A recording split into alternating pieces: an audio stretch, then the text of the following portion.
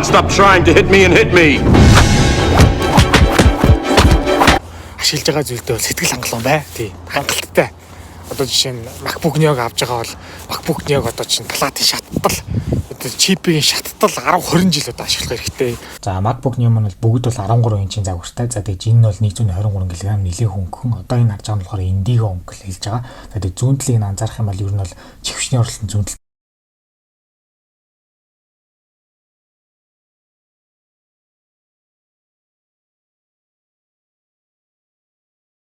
Энэ удаагийн бичлэгийг нэг бичлэг биш 5 бичлэгийг ер нь бол одоо нэг дор хийхээс өөр аргагүй хүрсэн байгаа. Тэгээд эхний бичлэгний маань гарч ирэх нь болохоор нөхөрсөх зөвлөгөө гэж байгаа. Энэ болохоор маш чухал зөвлөгөө.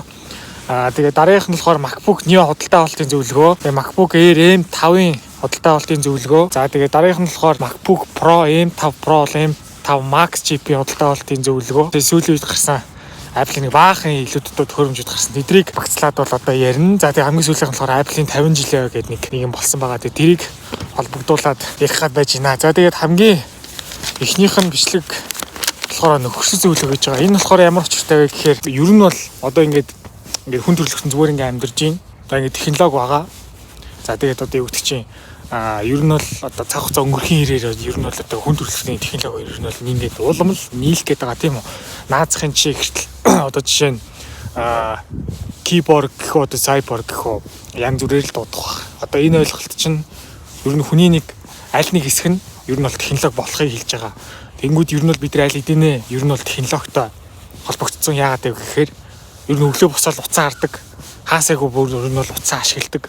Тийм болохоор угаасаа ерөнхий одоо философийн ойлголтоор ер нь бол хүн бол угаасаа аль хэдийнэ keyboard буюу одоо cyborg гэх ойлголт руу очсон байгаа. Одоо эхний одоо алхам гэх юм уу. За тэгээд тархинд суулгадаг чип бидрэг аваарэл шал тусдаа бичлүүл явж байгаа. За тэгээд ер нь бол би технологи ер нь бол ярьдаг. Тэгээд технологийн шүүмжилдэг ямар ч хэрэггүй гэж хэлдэг те. Одоо жишээ нь iPhone нэг гэдэг чинь iPhone 17 болоо те. iPhone 18 тийм үү. Одоо ингэ байна те. Ер нь хэрэггүй. Та нар бити юунд нь болж аваад идэм бэ гэдэг. Ер нь бол би жоохон хүн төрөлхтнийг одоо ингэ жоохон технологиос жоохон буцаа ингэ салгах байдалтай ерөнхий миний гол санаа явдсан шүү дээ. Ер нь бүр цаашлаад миний ерөнхий бичлэгний гол санаанууд ер нь технологи хүн төрөлхтний буцаагаа салгах, зөвхөн хүнээрээ байх, зүгээр ингийн амьдралаар амьдрах. Тэгээд ер нь технологи ашиглаж болно. Гэхдээ ер нь жоохон цаашаа. Ер нь бол хэрэг баргалчил одоо хэтрүүлж хэлвэл хэрэггүй шүү гэх одоо агуулгыг ер нь бол бичлэгнүүд дээр ер нь бол агуулж ярьж бол явах байх. Тэгээд одоо жишээ нь энэ дээрээсээ үргэлжлүүлээд ярих юм бол одоо бид нар өдөр тутамдаа янз бүрийн технологиг бол ашиглаж байгаа.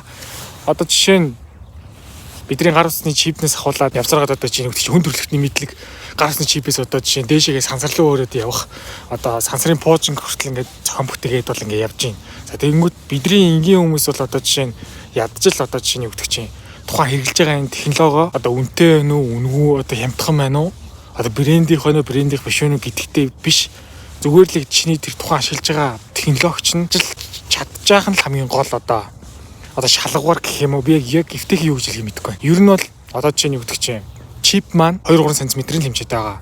Хамгийн сүүлд гарсан iPhone, хамгийн сүүлд гарсан MacBook дээр 3 нанометрийн технологийн чипүүд л үйлдвэрлэгдэж байгаа. Тэгээд энэ ч болохоор одоо жишээ нь юу гэдэг чинь ойролцоогоор 2-3 см-ийн хэмжээнд дотор те энэ иймхэн хэмжээний дотор ер нь бол 100 гаруй тэрбум хагас дамжуулах материалаар хийгдсэн ингээд транзистууд ингээ байгаа гэж байгаа байхгүй юу.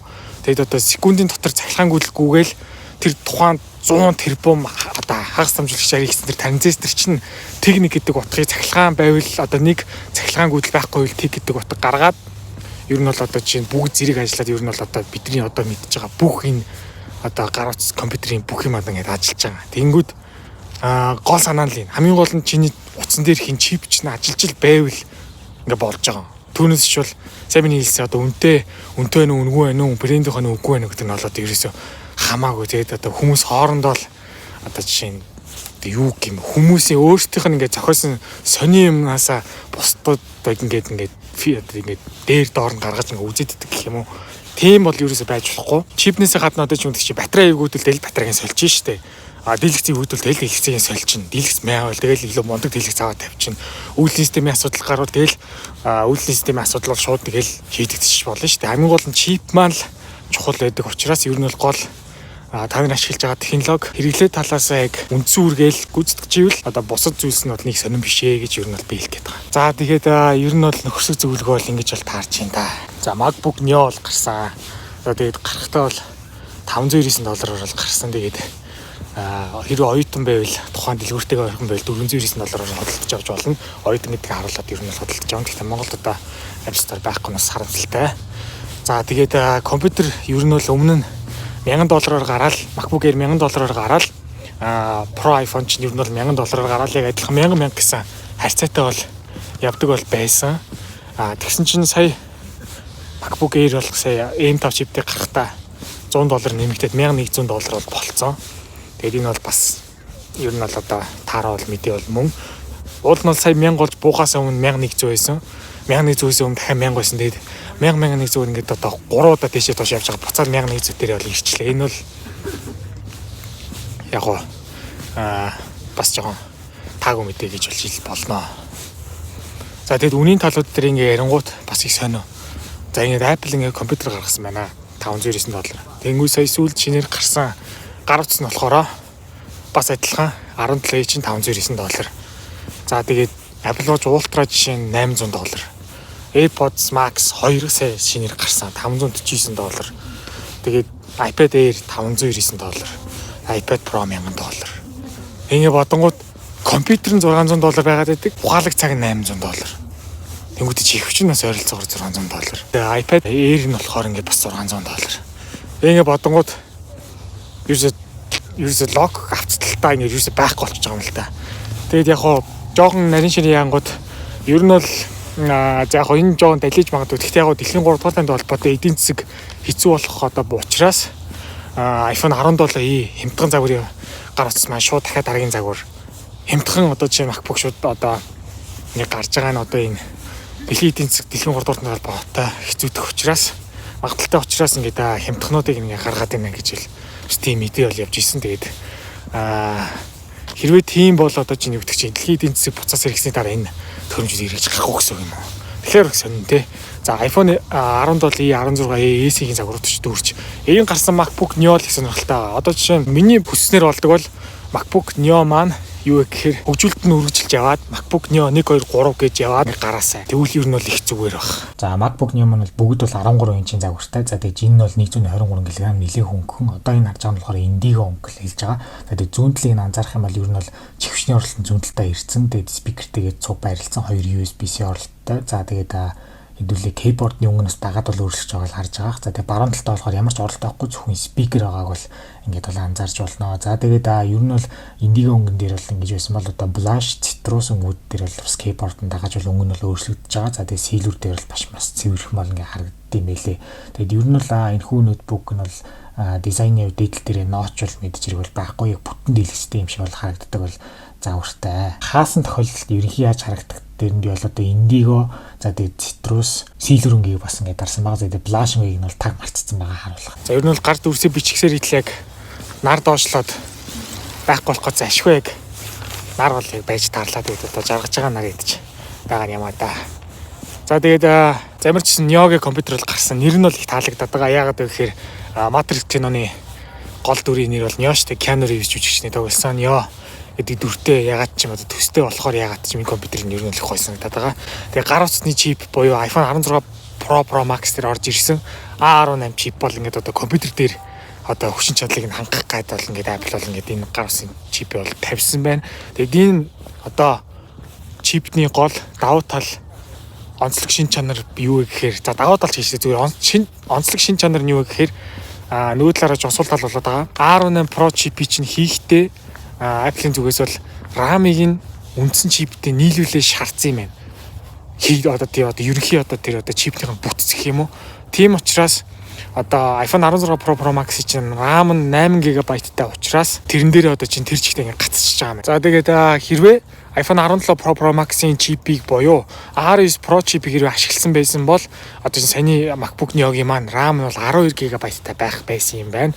Тэгээд одоо ялчгүй R8 Pro-гийн чипийг ашигласан учраас RAM-тайгаа нийлүүлэх шаардсан 8 GB-ийн таг одоо жишээ одоо дээшилчлэхгүй доошлуулчлахгүй дараамт гаргасан учраас 8 дээр бол ингээд тогтож байгаа юм байна. Интернет дээр нэг тийм шүүмжүүл яваадсан. Тэгээд тэр надад шал удахгүй санагдсан. Юу гэхээр MacBook Neo-г задлаад доторх одоо чипнийх нь байрлал нь одоо яг хажуу талдаа барилж байгаа Apple-ийн логоноос ингээд уруу ингээд зөгрөөд харцсан байгаа нь бол одоо ингээд Apple-ийн хийх үйлдэл биш шүү дээ гэсэн тийм шүүмжүүл яваадсан. Энэ нь бол үнэхээр бол надад удахгүй санагдсан. За тэгээд би сая нэг шүн 2-3 цаг суужгаад та нарт одоо дараа нь хэрэгтэй гэж бодоод ер нь бас надад ч хэрэгтэй гэж бодоод M1 чипээсээ одоо Apple-ийн Silicon chip биш яриад нь шүү дээ. M5 Max хүртэлх одоо бүх CPU-ийн single core, multi-core score, за тэгээд GPU-ийн одоо оног бүгдний график байдлаар бол одоо өөр дөр хувь дээр харахын тулд бол хийсэн байгаа. Тэгээд интернет дээрээс яг хайхаар энэ тэнд юу мэддэхгүй баахан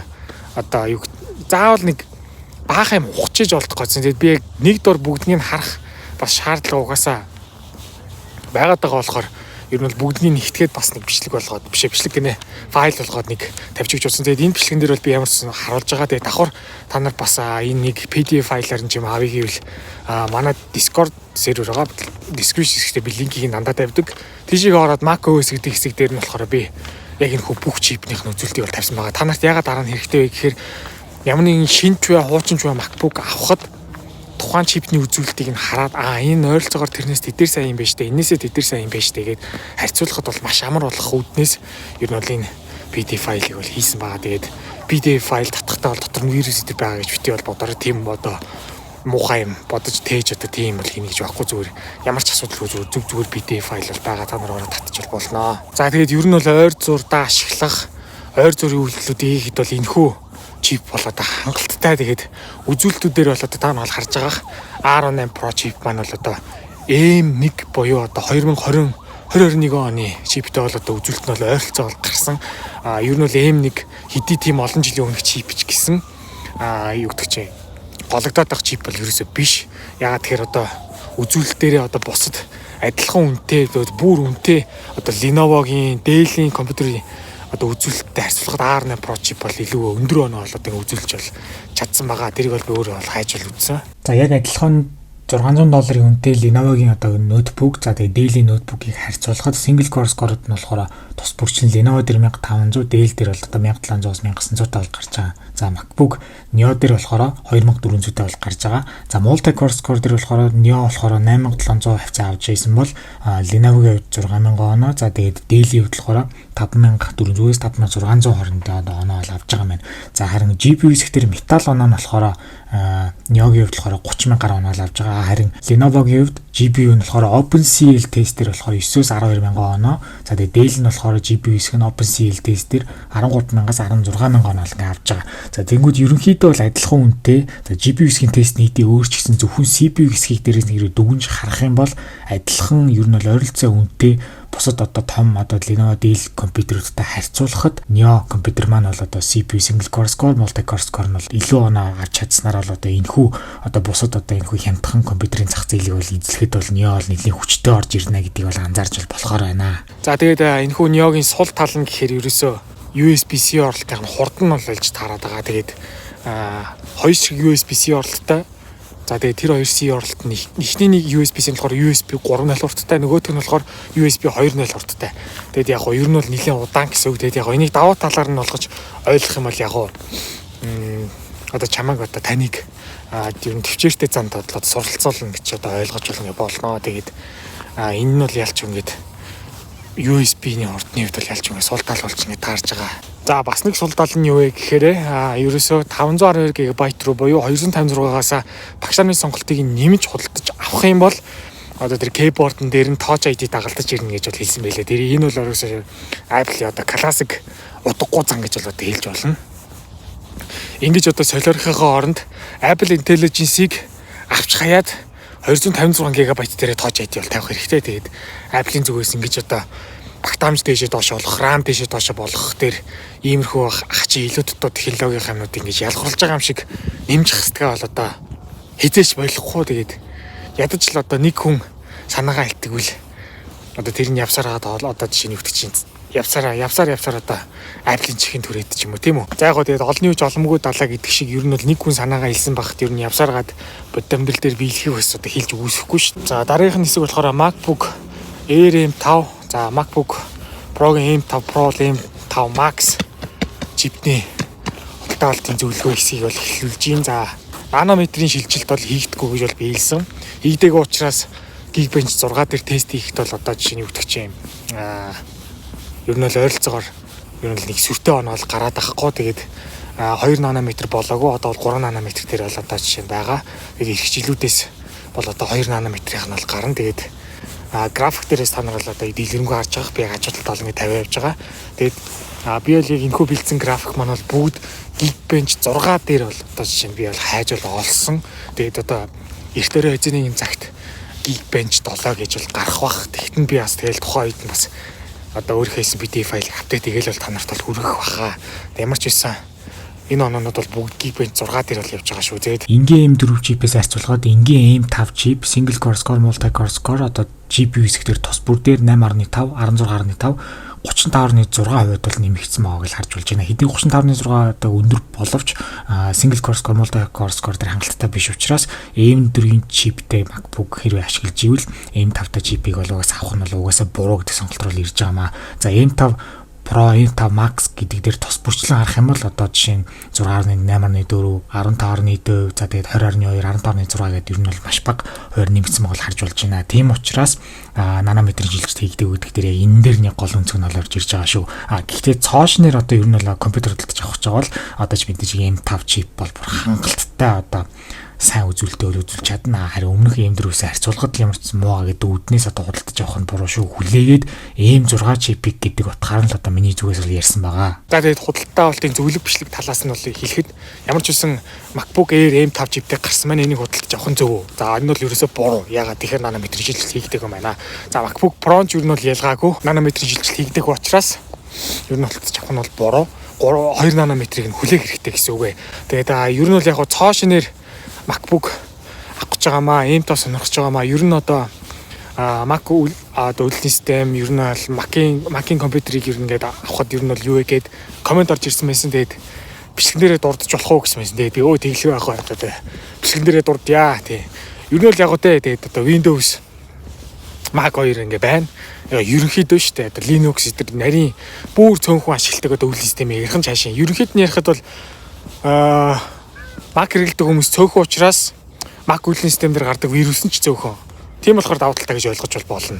Нөгөө талаас Windows дээр бол одоо ерөнхий бүх хэрэглээний програм, тоглоомнууд одоо бүгд л угаасаа хөгжүүлэлт нь Windows дээр явдаг учраас Windows ашиглаад явхад бол одоо жишээ нь нийт масс байдаг учраас одоо бүх хөгжил тэрэн дээр явж байгаа. Тийм ч учраас нийт массыг одоо онилох үүднээс вирус ч одоо чинь Windows дээр л их гардаг. Энэ болохоор хамгийн том хоёр ялгаа болно гэж болж таарч байна. За тэгээд мэдээж хэрэг Mac OS-ийг ашиглах юм бол Apple-ийн экосистем дотор одоо орно гэж байгаа. Тэгээд энэ бол одоо экосистем сэтэх юм байхгүй. Ер нь бол Apple таны үйл нь боох ихний ялгам гэж ойлгож байна. Mac-ийг авах юм бол заавал iPad-ыг авах гоё, Apple Watch-ыг авах гоё. За тэгээд те та нар мэдж байгаа да тий гар утстай холбоотой бүх юмыг нь аавал гэж байгаа шүү дээ. Тий манай экосистем дотор орж ирэл гээд байгаа. Тэгээд ер нь бол энэ бол маш буруу санаа. Ер нь бол эцсийн байдлаар хэлэхэд бол ер нь бол ялгаанууд нь бол ингэж бол таарж байгаа. Тэгээ Windows дээр бол одоо чараахан экосистем гэж ярихад бол ер нь бол тохиромжгүй. Тэгээд яг гол ялгаануудыг нь хэлэх юм бол яг ингэж бол ингэ таарад байгаа. Мэдээж хэрэг үний хувьд бол одоо жишээ нь MacBook-нууд бол Mac-ийн компьютерүүд бол Apple-ийн компьютерүүд бол үнэтэй. Windows-ийн компьютерүүд бол ер нь харьцангуй хямдхан ихтэй үнэтэйнүүд нь бол байгаа. Тэгээд яг бүгднийг тестарлаа бүгдэнд дурдах юм бол за Mac-ийн компьютерүүд бол үнэтэй юм байна. За хэрэглэгч цөөхөндөө учраас гардаг вирусын цөөхөн юм байна. Вирусдох магадлал бага юм байна. Гэхдээ вирусдгүй гэсэн үг бол биш. Зөв вирусдох магадлал бага. За тэгээд Apple экосистем дотор орно. Нэг иймэрхүү давуу талтай. Windows-ууд л мэдээж ойлгомжтой. Нийт масс хэрэглэдэг учраас бүх програм, бүх тоглоомууд бол байдаг. За тэгээд дагаад ирж байгаа сул тал нь болохоор вируснууд бол байна. Эрсдэлтэй. Тэгтээ яг нэг амар эрсдэлч гэж одоо Монголдоо толбоод бодох юм бол нэг амар сүртэй бол мэдээж хэрэг байхгүй. Ийм л байна да. Одоо энэ залуугийн комментэнд хариу хэлэхэд. За тэгээд бас нэг комент орж ирсэн байсан. Надад бол бас айгүй гоё санагдсан. Одоо намайг YouTube дээрээ бичлэгээ тавихгүй л өөр юм одоо өөр мэдээллийн хуудасууд руу орж ер нь бол мэдээлэл авахгүй байгаа шүү, хүлээж байгаа шүү гэсэн бас комент бол байсан. Би тэрийг харчаад бурхан минь одоо тэгээд би ч одоо ийм амар чухал болчихч гэж бодсон. Тэгээд заавал намайг сонсох албатай бол ерөөсөө биш. Өчтөчнөө одоо технологи ярьж байгаа хүмүүс бол байгаа. Тэгээд одоо чинь юу гэмтэй. Зарим нэг хүмүүст үнэхээр үнэлэгдэж байгаа гэдэг утгаараа бас үнэхээр гой санагцаа. Тэгээд одоо тэр комментиг бичсэн хүнд одоо баярлаа. За ер нь бол нилээ яриад яваадсан чинь ер нь хамаалаа юм гайгүй болж байна. За хоёр шинэ дийлэгц бол гарсан байгаа. Studio Display болон Studio Display XDR гэдэг тус бүрчлэн 1599 болон 3299 долларын үнэтэй бол гарсан. За тэгээд ер нь бол энэ хоёр дийлэгц ер нь ямар учиртай гарсан бэ? Ер нь бол XDR нь ер нь ямар учиртай юм бэ гэвэл өмнөхтэй нь харьцуулах юм бол дагалдаж ирдэг суур нь бол тусдаа зарагдахгүй, цуг бол зарагдаж байгаа. Цуг зарагдахтаа үн нэмж бол зарахгүй байгаа. Өмнөх нь бол одоо жишээ нь зарахтаа хэрвээ та нар санаж байгаа бол $990 $1000 тэр одоо дэлгэцнийхаа суур тэр одоо төмөр гэх юм уу, суур төмрийг нь бол тусдаа худалдаж авдаг байсан бол энэ жилийнхаас болоод ингээд цугтаа бол ирдэг болж энэ бол үнэхээр гайхамшигтай мэдээ. Гэхдээ гайхамшигтай хин шашин зүгээр өмнөхтэйгээ харьцуулахад нэг арай л дээр болжтэй л гэж санагдаж байгаа. За тэгээд ер нь бол энэхүү хоёр дийлэгц хэнд хэрэгтэй юм бэ те? Ер нь бол мэрэгчлэрээ үнэхээр гашсан, мэрэгчлэрээ нарийсан үйл одоо ажлыг компьютер дээр хийдэг хүмүүс энэ дийлэгцийг хөдөлж авч байгаад нэмэлтээр одоо 2-3 дийлэгц зэрэг ашигладаг бол ганц хоёрыг нь одоо энэ хоёр болгоод тавихад бол болноо. Тэгээд түүнээс ч бол энэ одоо энгийн ард түмэн тийм үү? Зүгээр одоо наазахын одоо дах дээр суугаад одоо имиж юм уу тийм үү? Одоо зүгээр Office дээрээ зүгээр нэг Excel, Word одоо Facebook гэдрээс дээшлэхгүй юм бол одоо чинь зүгээр л тэгээд энэ дийлэгц бол ямар ч хэрэггүй. Ер нь мэрэгчлэрээ дагнсан хүмүүст маш гоё зохиноо. За тэгээд AirPods Max 2 гарсан. Ер нь хэдхэн өдрийн өмнө гарсан. Ер нь бол би Apple бол одоо муугаагаар хэлвэл одоо жишээ нь одоо баас шиг цоврж байгаа юм шиг энэ одоо баахан илүүдтэй нүдийг гаргаад харна гэвэл тус бүрт нь өдөр болгон бичлэг их биш зүгээр яг сүүлд нь дуусангууд нь багшлах гэдэг утгаараа ер нь хүлээгээд ийсэн. За тэгээ хүлээж ийсэнчлэн ерөөсө хэдхэн хоногийн өмнө AirPods Max 2 бол гарлаа. За энэ болохоор одоо чихвч учраас Bluetooth чихвч учраас Bluetooth-ийн технологийн ярих нь бол хамгийн бол чухал. Ягаад гэхээр Bluetooth чихвч шүү дээ. За тэгээд AirPods Max 1.5.0 Bluetooth-ийг ашигладаг байсан бол AirPods Max 2 маань Bluetooth 5.3 технологиг ашигладаг болжээ. За энэ нь болохоор баярлаад ах мэдээ биш юм байна. Ягаад вэ гэхээр $600 үнэтэй энэ чихвч маань 5.3 технологиг биш 6.0 технологиг бол ашиглах. Ер нь л ёстой байсан гэж бодож байна. Ягаад тэгэхээр саяны гарсан MacBook Neo чинь Bluetooth технологийн 6.0 дээр гарсан юм байна. За энэ болохоор ингээд бас л нэг Apple-ийн одоо мим болох одоо тохиолдол юм да. За H2 chip гээд шипэн сайжирсан. За тэгээд шууд орчуулгатай болсон байна. Ямар гоё юм бэ гэж одоо хэлэх хэрэгтэй юу те. За тэгээд noise cancellation 1.5 буюу 50% одоо сайжирсан гэж байна. За одоо ямар гоё юм бэ. За тэгээд харилцаараа мэдрэгч буюу одоо ингээ зүгээр ингээ Dolby чивчтэй явж байгаа ч хүн хааж үдээд хүн минийхөө тэр одоо чинь юу гэдэгч одоо юу гэдэг нарантуул захаашаа вэ гэвэл одоо жишээ нь шууд миний дуу явж ийснэ шууд хүн хааж үдээр яриад байгаа учраас миний одоо дуу маань шууд автоматар одоо юу гэмдэ тэр чанган суларнаа гэсэн үг. Тэгээд ийм нэг гоё шинжил нэмэгдсэн байна. За тэгээд хэдрэл ер нь бүгд шогийн дөө. За тэгээд дараагийнх нь болохоор бүр нэттэй. Жигэн бас мим болох зүйл гэх юм уу. Энэ болохоор өмнөх AirPods Max 1 маань болохоор зөвхөн Hey Siri гэдгийг сонсдог байсан юм байна. Харин AirPods Max 2 маань болохоор Hey Siri гэдгээс гадна зүгээр Siri гэж хэлвэл Siri маань ажилтдаг болжээ. Ийм одоо сонин бас апдейтууд гарах юм аа. Тэгээд надад бол үнэхээр хэлэх үг олдохгүй байна. Тэгээд яалтаа хэлээ. За тэгээд бас одоо AirPods Max нь ч вэ нөө AirPods нь ч вэ нөө ер нь бол одоо нэг удаа дарах уу, хоёр удаа дарах, гурав удаа дарахаас шалтгаалаад олон функцүүд байдаг шүү дээ. Тэрэн дээр ер нь бол AirPods нэгтэйгээ харьцуулахад AirPods Max 2 маань нэг функц бол илүү болж чадсан юм байна. Тэр нь болохоор нэг удаа дардаг функц нь бол нэг удаа дараад хоёр төрлийн функц хийдэг байсан бол одоо энэхүү шинж хүчин дээр 2 биш 3 функц гүйцэтгэдэг болсон юм байна. Тэр нь болохоор шинэ орж ирсэн функц нь юу вэ гэхээр нэг дарж хийдэг функц нь юу вэ гэхээр press once for camera remote гэнэ. Чивчтэйгээ явж байгаа л уцаа барай явах юм шиг байна. Уцаа барьж явж байгаа л AirPods Max 2 дээрээ яг нэг товших юм шиг байна. Нэг товшоол камер ремонт гэхээр камерны тохиргол гарч ирэх юм шиг байна. Тэр утсан дээр тий. AirPods Max 2-оос даваа талан дээр. Ямар гоё юм бэ? Бүгний сонголт адилхан, Jimmy яг адилхан байсан. Тэгээд нэг юм сонирхолтой жигвч бол гарсан. За тэгээд та AirPods Max 2-ийн хувьд ингээ болоо.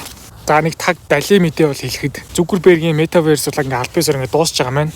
Тэгээд энэ бол ягаад ч юм надад бол аюу гоё ингээ дал санагдсан. Тэгээд ягаад вэ гэхээр ер нь ингээд одоо хүн төрөлхтөн одоо байгаа энэ бодит байдлаа ер нь бол амьдралаа яа гэж дахиад тэр одоо Metaverse-ийн тэр одоо дижитал ертөнцийн дотор өөрсдөө бас ингэж одоо дүр бүтээж өөрсдөө амьдралыг босгоно гэж одоо тийм үгч одоо юу аах төвөг цаашаа гэж бол би бол ойлгож ийсэн. Тэгээд тэрний одоо хүснээр болсон гэхүү хүснээр болоогүй гэхүү ямар ч байсан Metaverse гэдэг одоо энэ том төсөл болоод ингээд байхгүй болж байгаа юм. Тэгээд энэ бол надад бол бас их гоё мэдээ санагцсан. Тэгээд таг дайлын мэдээ ч гэсэн ер нь бол хэлэхэд ер нь бол бас их зөв мэдээ юм болов уу гэж бодоод хангалттай хэлж байна. Apple-ийн 50 жилийн болсон байгаа. Apple-ийн 50 жилийн концерт бол болсон. За энэ хүү концерт нь хаана болсон бэ гэхээр Нью-Йорк хотын багзаал дээр бол болсон. За Нью-Йорк хотын багзаал буюу одоо энэ хүү Grand Central Terminal дээр бол ингээд зохион байгуулагдсан байгаа. Тэгээд монголоор бол одоо Улаанбаатар төмөр зам одоо багзаалын зогсоол дээр одоо тийм үү одоо Mobicom гэх технологийн компани одоо дуучин сэрчмэг авчираа дуулуулж ийна л гэсэн үг. Тэгээд тийм бол болсон байгаа. Тэгээд Apple-ийн зүгээс бол харин ямар одоо уран бүтээлч дуучныг авчирсан бэ гэхээр одоо Alicia Keys буюу одоо миний дуртай Andrew Garfield жүжигчний тоглосон Amazing Spider-Man 2 киноны дууг дуулсан Alicia Keys одоо дуучин Apple-ийн зүгээс авчирч концертондөө бол тоглуулжээ. Тэгээд бас дан ганц одоо Америкийн Нью-Йорк хот гэхээсээ гадна хятадын хааны яг мэдгүй байна. Бас нэг эрэгтэй дуусчин авчираад бас 50 жилийн тэмдэглээд тэнд бас тиймгүй бид нар бол бас ингэ цуг явж ийсэн. Тэгээд ер нь одоо Grand Central Terminal гэж үснийг айхтар мэдгүй байвал одоо юу штэ киноны сценүүд дээр зөндөр л одоо сценд бол ордог газар бол мөн тэр дундаас нэгийг дурддаг ивэл Keanu Reeves жүжигчний тоглосон миний дуртай бас жүжигчтэй нэг тоглосон одоо John Wick кино байгаа. John Wick кинон дээр тулааны сцен дээр яг нэг Аз залуудаа үзэх гээд бол яг Grand Central Terminal дээр бол одоо чинь сцен нь бол явдаг. Тэрэн дээрээс бол та нар бол одоо бас илүү ямар газар вэ гэдгийг нь одоо мэдэж болох юм байна. Тэгээд ер нь бол бас яагаад юм мэдэхгүй энэ яг ойрын үед болсон Apple-тай холбоотой технологийн мэдээнүүд яагаад ч юм бас миний дуртай хоёр жүжигчтэй бас холбогдсон бол би бас их баяртай байгаа. Одоо Keanu Reeves жүжигчний Matrix киноны Neo гэдэг гол дүртэй холбоотой адилхан нэртэй компьютер гарсан байна. 50 жилийн ойд дээр нэрсэн дуучин сан миний бас дуртай жүжигчний киноны дууг дуулсан бас жүжиг одоо дуучин бас ирсэн байна тий. Бас их сонирхолтой. Andrew Garfield, Keanu Reeves. Одоо баг бүх цаг үеийн баг ганц нэг хоёр төчигдэх бас жүжигчин болохоор л бас ингэж бас онцолж бас хилээд юм л та. За дараагийн мэдэн болохоор Tim Cook-тэй бол холбоотой байгаа. Ер нь бол 50 жилийн ойн баяртай холбогдуулаад ярилцлаганд орсон байлээ. Ярилцлаганд орох жоохт нь би бас бодсон л та. Ер нь угаасаа 26 оны ихээр ер нь 26 он болоод Apple-ийн дараагийн гүйцэтгэх захирал ер нь бол томилогдох байгаа. Tim Cook ингээд ер нь бол ингээ буух гэж гисэн таамаг мэдээнүүд бол ингээ яваад байгаа шүү дээ. Тэнгүүд хөрхи яг 50 жилийн ойн болох хүртэл нь яг Apple-ийн зүгээс хүлээсэн юм шиг те гэж бас бодогдсон. Тэр ярилцлаган дээр яг юу ярьсан бэ гэхээр яг хоёр ярьсан юм л надад бол буусан. Эхнийх нь болохоор тэр ер нь бол би та нарыг iPhone-ыг ер нь л өдөр шөнөгүй ухаатах гэж ер нь бол баг тий хөдөлтанд гаргаагүй. Тий өдөр шөнөгүй навцаа бити ухаад ил та. Сэтгэл маань өвдөж байна гэсэн ухааны юм хэлсэн байлээ. Тэр нь бол бас яг бас буусан. Тэгээд ер нь бол хэрвээ яг би одоо юу гэдэг чинь одоо энэ компаниас гараад тий 15 жил гарan одоо ингээд гүйцэтгэх захирлаар ингээд ажиллаж байна.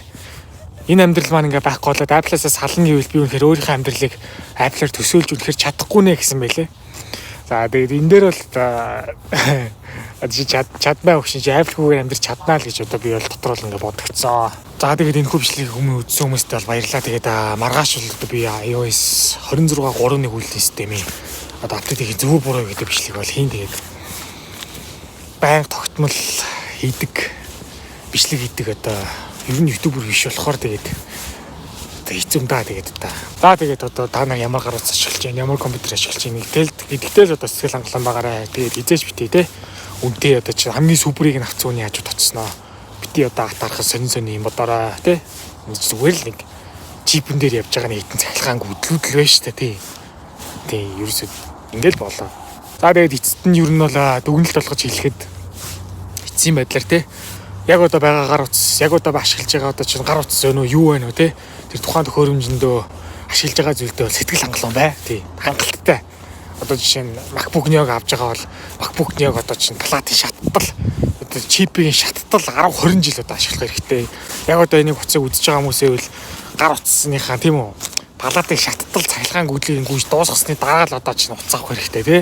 Юу iPhone 17 тий би дандаа л хэлдэж штэ. Юу сүртэд та нар ч утаснаас залхдаггүй мөн нэг аваад тэгэл болоо штэ тий. Гацаа шатаа дуустал хүртэл ингээ байрах хэрэгтэй тий. Байнга солихгүйс шаардлага байхгүй тэгээд тий. Одоо байгаа юмдаа сэтгэл хангалуун бай. Хангалттай супер юм ашиглаж гин. 21-р зуун хангалттай бас хангалттай сайн байна. Яг энэ супер болох бах. Тэгтээ тэгэл зүгээр л те. Юу гэмтэй. Тултал нь ашигла, шаттал нь ашигла, палатын шаттал. Та нарын одоо гар усны чип чинь насжилт нь бол 10-аас 20 жил гэж байгаа шүү дээ. 10-аас 20 жил ашиглах потенциалтай төхөөрөмж барьж жил ашиглаад солих юм уу? Тим харамсалтай юм гэж байна. Тултал нь ашиглах хэрэгтэй. За тэгээ бичлэг үзсэн хүмүүстээ баярлалаа. Тэгээд гадаа харанхуй болсон байна. Миний утасч барыг одоо унтрах жах шиг байна. Тэгээд байнга бичлэг хийж чаддгууд одоо уучлаарай. Тэгээд одоо байнга бичлэг ийн гэхээр надад сонир санагдаад байт юм аа. Миний үндсэн ажил бол YouTube бол биш. Би бол дандаа хэлдэг. Би бол full time YouTuber бол биш. Тэгээд нэг зааны хийдаа гэсэн үедээ л хийдэг. Тэгээд чадгаараа л 7 өнөخت нэг оруулахыг бодлоо бодож юм. Тэгээд бичлэг үзсэн хүмүүстээ баярлалаа. Маргааш хэдүүлээ iOS 26 3.1 үйлхэн систем л апдейт хийх зөв үү буруу юу гэдгээ бол одоо үзнэ. Тэгээд дараагийн орох зөндөө орох чухал бичлэгнүүд байгаа. Тэрийг хүлээгээрэй. Маш сонирхолтой бичлэгнүүд байгаа. За тэгээ баяр таа.